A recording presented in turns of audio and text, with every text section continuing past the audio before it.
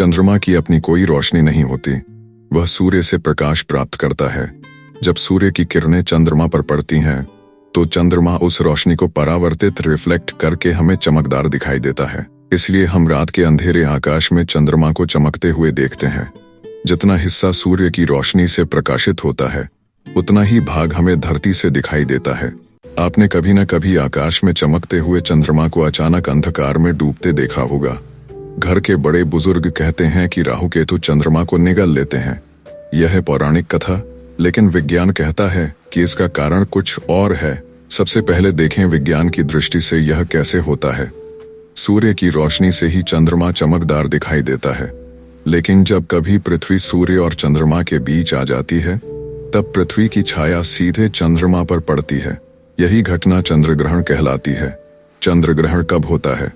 इसका जवाब यह है कि चंद्र ग्रहण केवल पूर्णिमा के दिन ही संभव है। उस समय सूर्य और चंद्रमा आमने सामने 180 डिग्री पर होते हैं। यदि ठीक उसी क्षण तीनों खगोलीय पिंड सूर्य, पृथ्वी और चंद्रमा एक सीध में आ जाएं तो पृथ्वी की छाया चंद्रमा को ढक लेती है और चंद्र ग्रहण होता है। क्या आप जानते हैं चंद्र ग्रहण कितने प्रकार के होते हैं? आंशिक चंद्र ग्रहण पार्शियल, जिसे पार्शियल लूनार एक्लिप्स भी कहा जाता है, यह तब होता है जब पृथ्वी की छाया चंद्रमा के एक हिस्से पर पड़ती है।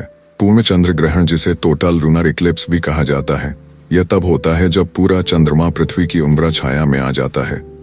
उपछाया चंद्र ग्रहण, जिसे पेनम्ब्रल लूनार इक्लिप्स भी कहते हैं, यह तब होता है जब चंद्रमा सिर्फ पृथ्वी की हल्की छाया पेनम्ब्रा से गुजरता है। हमें लाल क्यों दिखता है चंद्रमा, जिसे ब्लड मून भी कहते हैं? आइए बताते हैं। अपूर्ण चंद्र ग्रहण के समय चंद्रमा पूरी तरह काला नहीं होता, बल्कि ताम्रवर्णी या लाल दिखता है। ऐसा इसलिए होता है क्योंकि सूर्य की किरणें पृथ्वी के वायुमंडल से मुड़कर, यूं कहें कि रिफ्रैक्शन से चंद्रमा तक पहुंचती है। नेहा नीली रोशनी वायुमंडल में बिखर जाती है और लाल रंग चंद्रमा तक पहुंचता है। इसलिए चंद्रमा लालिमा लिए दिखाई देता है। पृथ्वी की छाया बहुत विशाल होती है, इसी कारण चंद्र ग्रहण कई घंटों तक चल सकता है। यह सूर्य ग्रहण की तरह केवल कुछ मिनट का नहीं होता। और सबसे विशेष बात, चंद्र ग्रहण को पृथ्वी के आधे हिस्से से अधिक लोग देख सकते हैं, बशर्ते उस समय आकाश साफ हो। आइए अब जानते हैं चंद्र ग्रहण की पौराणिक कथा। बहुत समय पूर्व देवता और दानव अमृत प्राप्ति के लिए क्षीर सागर का मंथन कर रहे थे। समुद्र मंथन से अनेक दिव्य वस्तुएं, रत्न, ऐरावत हाथी, उच्चैःश्रवा अश्व और अंत में अमृत कलश प्रकट हुआ। अमृत पाकर देव और दानव दोनों ही अमर होना चाहते थे। विवाद बढ़ा तो भगवान विष्णु ने मोहिनी रूप धारण कर दैत्यों को मोहित कर दिया। मोहिनी रूपी विष्णु ने दैत्यों से अमृत कलश ले लिया और देवताओं को पिलाने लगे। लेकिन दैत्यों में से एक अत्यंत चतुर और बलशाली दैत्य था। उसका नाम था स्वरभानु। वह देवता का रूप धरकर चुपके से देवताओं की पंक्ति में बैठ गया और अमृत पीने लगा। उसी समय सूर्यदेव और चंद्रदेव ने उसकी पहचान कर ली। उन्होंने मोहिनी रूपी विष्णु को संकेत दिया, यह दैत्य है, देवता नहीं। भगवान विष्णु ने तत्काल सुदर्शन चक्र से उसका सिर धड़ से अलग कर दिया, लेकिन अमृत की कुछ बूंदें उसके गले तक पहुंच चुकी थीं।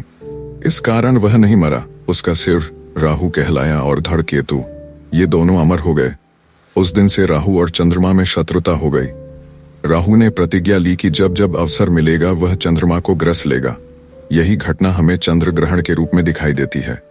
कुछ समय बाद चंद्रमा फिर राहु के मुंह से मुक्त हो जाता है।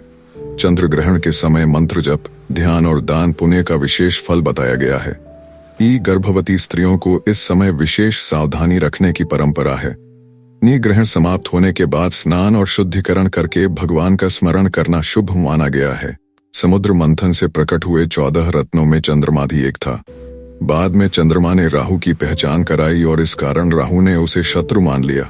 तभी से समय समय पर राहु चंद्रमा को ग्रसता है और चंद्र ग्रहण होता है। इस प्रकार चंद्र ग्रहण की कथा सीधे सीधे समुद्र मंथन और अमृत कलश की लीला से जुड़ी हुई है।